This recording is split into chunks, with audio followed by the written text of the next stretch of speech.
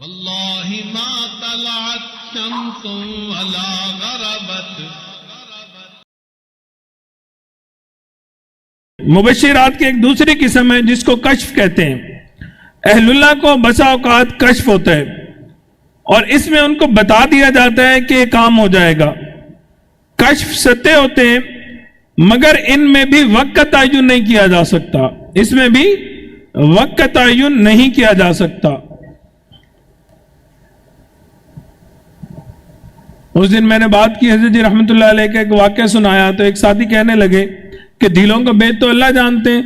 حقیقت یہی ہے کہ دلوں کا بھید اللہ جانتے ہیں لیکن اللہ رب العزت اپنے نیک لوگوں کو متقی لوگوں کو فراست مومنانہ عطا فرما دیتے ہیں.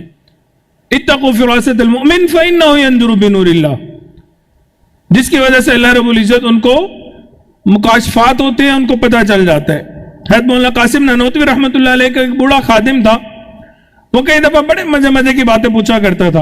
ایک دفعہ اس نے پوچھا, حضرت یہ جو کہتے ہیں کہ یہ ولی ہے, ولی کے ساتھ اپنی قبر بناؤ, یہ کیا بات ہوئی؟ وہ اپنی قبر میں, دوسرا اپنی قبر میں, تو ولی کے ساتھ قبر بنانے کا کیا فائدہ؟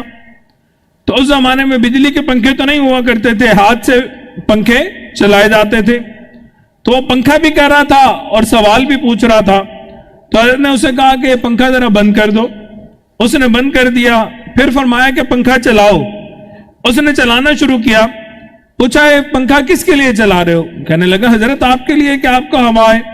تو حضرت نے اپنے ساتھ والوں سے پوچھا کہ بھائی آپ لوگوں کو ہوا آ رہی ہے؟ تو ساتھ بیٹھے تھے کہنے لگے کہ جی حضرت ہمیں بھی ہوا آ رہی ہے.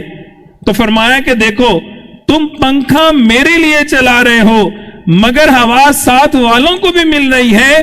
اسی طرح اللہ والوں کی قبر پہ اللہ رب العزت اپنی رحمت نازل فرماتے ہیں, ساتھ والوں کو بھی اس رحمت کا فائدہ مل جایا کرتا ہے.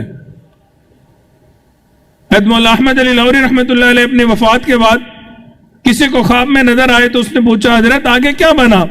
فرمانے لگے اللہ کے حضور پیشی ہوئی. اللہ رب العزت نے فرمایا احمد علی تو اتنا کیوں روتا تھا؟ حضرت کثیر البکا تھے, بہت رویا کرتے تھے, ہر وقت آنسو آنکھوں سے ٹپکا کرتے تھے. کہنے لگے کہ میں تو گھبرا گیا اور میں نے پھر رونا شروع کر دیا, اسی لیے کہ حدیث مبارکہ میں ہے من نوقش الحساب عذبا, جس سے پوچھ گچھ شروع ہو گئی اس پہ عذاب آ گیا.